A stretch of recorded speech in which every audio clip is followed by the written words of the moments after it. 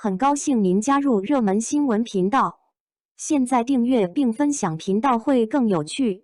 吴磊体验战俘舱137秒窒息重现历史，压抑到生理不适之为还原东极岛渔民的英雄本色。2025年8月6日，电影《东极岛》在北京举行盛大的首映礼。活动当天，主演吴磊在现场分享了拍摄过程中最具挑战性的戏份战俘舱场景。他坦言，那段137秒的窒息体验，仿佛被剥夺了呼吸的权利，让他第一次从生理层面真正体会到什么叫压抑。而正是这种极限体验，使他更真切地带入了那个时代、那个瞬间，从身体到情绪，去还原1942年东极岛渔民以血肉之躯拯救27名英军战俘的真实壮举。压抑到生理不适，137秒沉入历史深海。东极岛讲述的是一段几乎被遗忘的抗战历史。1942年，一艘载有英军战俘的日本军舰在东极岛附近触礁，船舱中被囚的战俘命悬一线。在生死关头，当地渔民冒着被杀的风险，毅然决然展开营救。吴磊在片中饰演渔民阿当，正是那个时代万千无名英雄的缩影。影片最具张力的戏份之一，便是还原战俘舱那段137秒的极限生存。剧组搭建了一个仅容3人直立的密闭船舱，高温、缺氧、黑暗，再加上多达300名外籍演员的身体挤压，几乎将极限拍摄推到生理极限。那种感觉不是表演出来的，而是压抑到你整个胸腔都在痉挛，甚至开始眩晕，呼吸不到空气。吴磊在现场回忆，137秒，我真的觉得自己快不行了，像是灵魂被抽离，意识在一点一点模糊。他说，每次拍完战俘舱的戏份，他都要在外面静坐10几分钟，靠着深呼吸和闭目养神才能缓过来。但即便如此，他从未要求替身，也没有减少戏份，只为向观众传递一个信念：这不是演出来的苦难，这是历史上真实发生过的压迫与挣扎。从童星到硬汉，吴磊用自虐式投入演活阿当。曾几何时，吴磊还是那个在家有外星人里古灵精怪的小男孩。10几年的演艺生涯让他蜕变成如今可以扛起现实主义题材主角的实力派青年演员。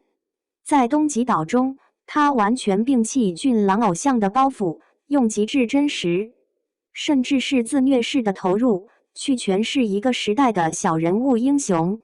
导演朱一龙在采访中透露，我们在拍摄战俘舱戏时，为了保持现场的压迫氛围，要求全封闭拍摄，并在夏天选择不装空调。吴磊每天进入舱内都像是被活埋，不仅要演，还要承受生理极限。他脚部在海礁拍摄中受伤，但坚持不叫停。我们劝他休息，他就回了一句：渔民哪有功夫喊疼。除了身体上的突破，吴磊还提前数月学习潜水与闭气技能。为了达到镜头中的水下失重漂浮感，他甚至能做到憋气2分40秒。他还主动要求提前进组体验渔民生活，凌晨出海捕鱼，赤脚拉网，与老渔民同吃同住。他说，只有身上有了海水的味道，才能演好阿当。这份全情投入，也换来了导演和剧组上下的一致赞赏。甚至有外籍演员表示，吴磊的眼神能让你感到不自由，那是真正经历过压迫后的愤怒与悲悯。历史是最好的剧本，吴磊带着战俘日记演戏。相比动作戏，苦戏更难的是如何建立起情感上的真实共鸣。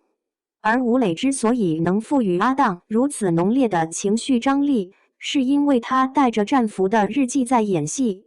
在准备阶段，剧组为演员提供了大量1940年代的战俘笔记、英军日志、旧报纸与访谈材料。吴磊认真研读英军战俘对食物、光线、疼痛、语言羞辱的描述。有一段我印象特别深，一个英军写道：“我忘了母亲的脸，但牢牢记得海上的一双中国手，那是从死亡边缘将我托起的力量。”吴磊说，这些素材让他感受到渔民们救人并不是因为要做英雄，而是一种本能。他们知道那片海是自己的海，哪怕语言不通，身份不同，但海上人最知道海是家门口的事，是不能不管的事。这种共情与信念也透过吴磊的眼神传达给观众。不少首映观众表示，他的眼神里有火，是愤怒，是悲怆，是把自我完全抽离后只剩下人性的本能在支撑。东极岛为无名英雄立传。在流量至上的市场环境中，东极岛显得尤为特别。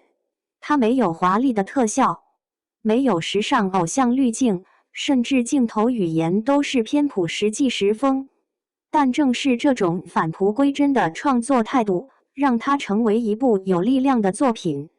导演朱一龙表示，东极岛是一封写给普通人的信，是为那些没有名字、没有勋章，却在民族危难时刻挺身而出的人民立传。吴磊饰演的阿当，正是千千万万渔民的缩影。这部电影告诉我们，英雄不是高高在上的将军，而是你我身边的普通人。他们可能不会演讲，不会打仗，但在关键时刻敢于划船出海，伸出援手。吴磊也在现场分享了他最想观众记住的，不是他的表演，而是东极岛的这段历史。希望大家看完电影后，不只记住阿当，而是能多记住一句：我们也曾用血肉之躯守过这片海。吴磊此次凭借东极岛再次突破自我，从偶像派迈入真正的实力派阵营。他用压抑、极限、共情3个关键词，书写了一个青年演员的成长，也唤起了我们对那段尘封历史的敬意。在电影散场时，现场观众久久未起身，有中年观众落泪说：“我父亲当年就是海防兵。”吴磊那眼神太像了，那不是演出来的，是一种信念。正如导演朱一龙所言，这是一部看完后不容易忘记的电影。